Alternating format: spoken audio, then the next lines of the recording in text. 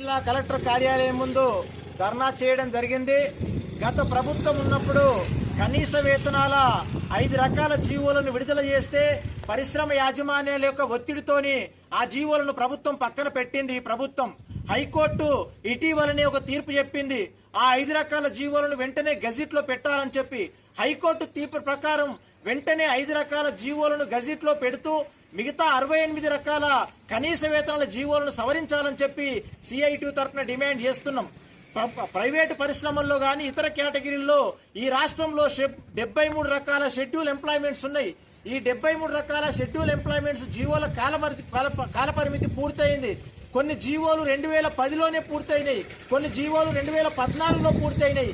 ఈ రోజు వరకు 10-15 సంవత్సరాలు గడిచినా కనీస వేతనాల జీవోలను సవరిస్తలేరు. ప్రభుత్వాలు ఏమున్నా, ఆనాడు కాంగ్రెస్ ప్రభుత్వం ఉన్నా, మధ్యలో బీఆర్ఎస్ ప్రభుత్వం వచ్చినా, మళ్లీ కాంగ్రెస్ ప్రభుత్వం వచ్చినా కనీస వేతనాల జీవోలను సవరించేటువంటి పరిస్థితి లేదు. ఇప్పటికైనా కనీస వేతనాల జీవోలను సవరించాలని చెప్పి సిఐటియు మెదక్ జిల్లా కమిటీ డిమాండ్ చేస్తున్నది. ఒకవేళ సవరించినట్టయితే మేము 16వ తేదీ నుంచి కాంట్రాక్ట్ లేబర్ ని కదిలించి ఈ రకమైనటువంటి ఆందోళన కార్యక్రమాలు చేస్తామని చెప్పి ప్రభుత్వానికి హెచ్చరిక చేస్తున్నాం.